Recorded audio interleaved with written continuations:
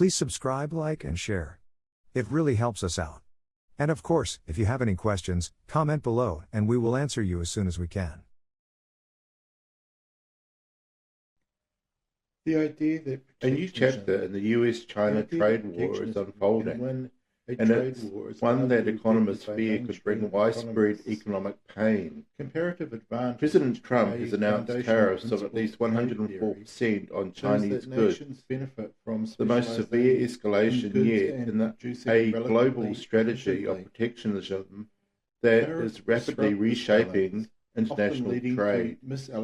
These tariffs, essentially a tax on imports, are imposed at the border, meaning that consumers and businesses in the importing country, in this case the US, bear the brunt through higher prices. In economic terms, they create a wedge between what producers receive and what consumers pay, distorting market efficiency and often reducing overall welfare. Tech production. So what's Trump's goal? To curb what he calls unfair trade practices by China. Currency manipulation, the US, intellectual property theft, and the dumping of cheap goods. From cost hikes, but economists warn that such broad, aggressive tariffs come with serious costs, and not just for China. Economic students, this trade war in theory, tariffs protect domestic industries from foreign competition by making imports more expensive. But protectionism can lead to retaliation, inefficiencies, and reduced international cooperation. In this case, China is expected to respond with counter-tariffs, restrictions on rare earth exports, and limits on U.S. firms operating in China, moves that could hit U.S. agriculture, manufacturing, and tech sectors hard. Small businesses relying on Chinese parts are especially exposed, as they lack the global supply chains of multinational giants like Apple. While tariffs may help specific industries in the short term, the net effect is often a deadweight loss, a situation where both producer and consumer surplus are reduced, and no one gains enough to offset the overall cost. Trump's second-term strategy reflects a broader turn towards economic nationalism, but his administration's actions appear more reactive than strategic. There's no clear framework beyond punish China, and this kind of indiscriminate protectionism risks isolating the US in a globalized world. Ironically, Trump's America First approach may weaken US influence by alienating allies and emboldening Beijing. China's leadership under President Xi Jinping has framed the tariffs as an attack on Chinese dignity, promising retaliation and refusing to back down.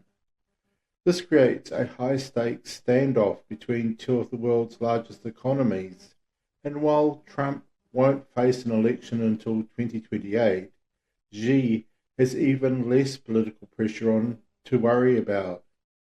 If the US experiences inflation, slower growth, or consumer backlash, Trump may face mounting pressure to backtrack. China currently supplies roughly 16% of all U.S. imports, including electronics, toys, and machinery. Tariffs of over 100% could make these goods unaffordable for many households, especially lower-income ones who spend a higher share of their income on consumer goods. Meanwhile, the tariffs are expected to weigh on GDP growth, disrupt supply chains, and create inflationary pressures, exactly the kind of challenges that risk tipping the economy towards stagflation.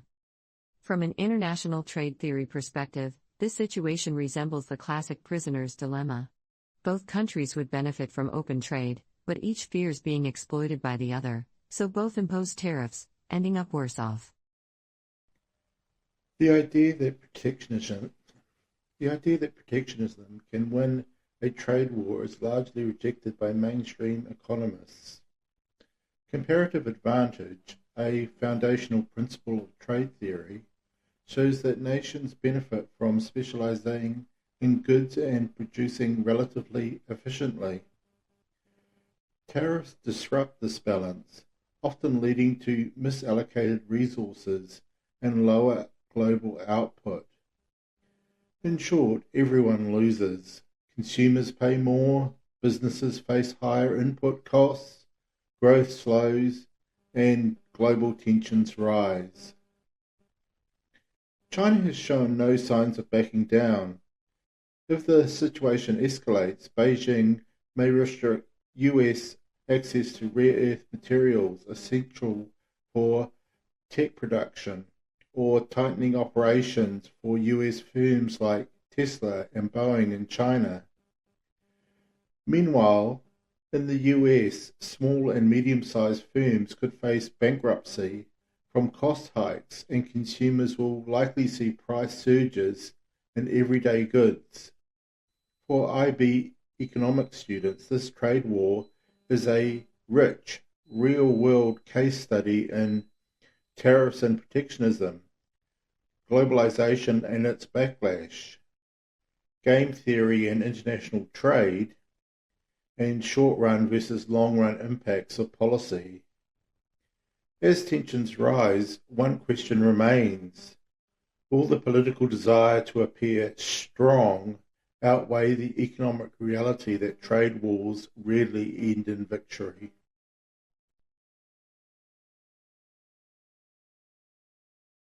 Now it is time to think like an economist. Firstly, define the term tariff and explain one possible reason why governments impose them. Secondly, using a diagram, illustrate and explain the impact of a tariff on consumers, producers, and overall welfare in the domestic market.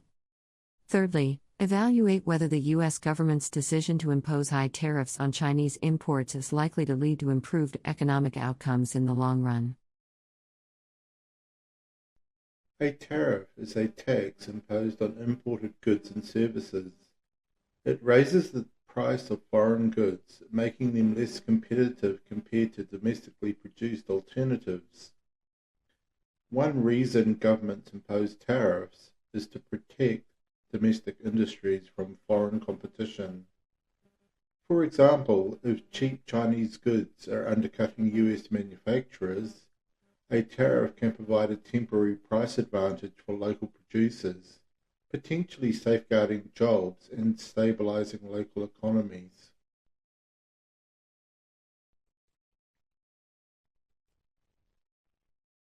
Here is a diagram that demonstrates the standard economic model of a tariff in a small open economy. Firstly, before a tariff, the world price, or PW, allows for cheap imports. Domestic production is at Q1 and consumption is at Q4. The imports fill the gap between Q4 and Q1. After the tariff, prices rise to PW plus T, or the tariff. Domestic production rises to Q2, which is good for producers. Consumption falls to Q3, which is bad for consumers. Imports fall to Q3 minus Q2. Governments gain revenue, the rectangle area between Q2 and Q3 times the tariff. So let's look at the impact. Consumers lose due to higher prices and reduced consumption, or the loss of consumer surplus. Producers gain from higher prices and increased output, which is a gain in producer surplus. Governments gain a tariff revenue. But for society overall, this suffers a deadweight loss. Efficiency is reduced due to overproduction by domestic firms and underconsumption by consumers.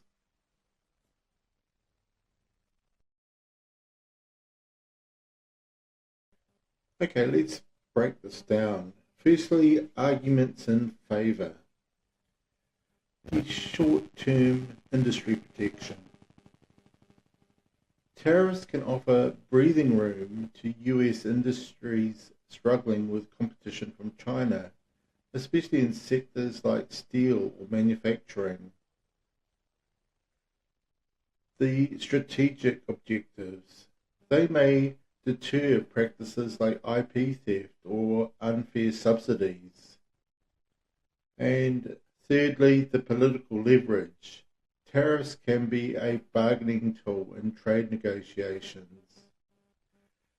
Now let's look at the arguments against.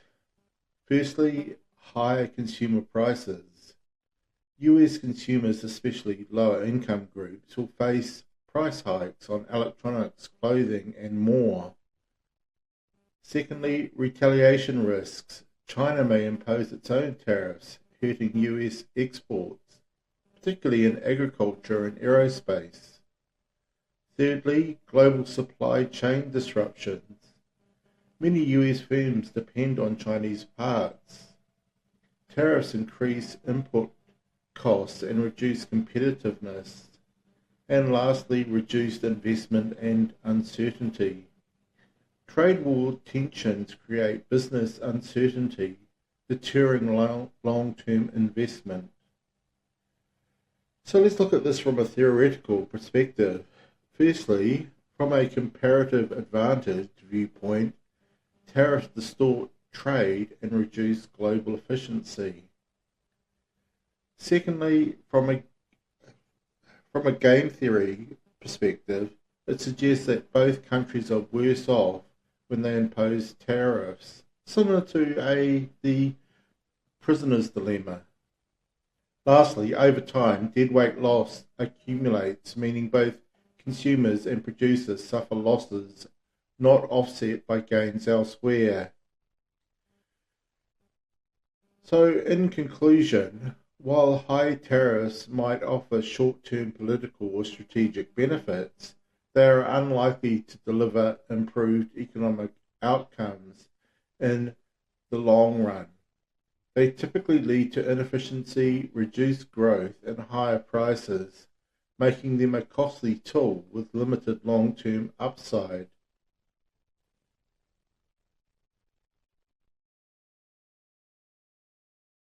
Thank you for watching our video. Please like, subscribe and share. And comment below so we can clarify things for you.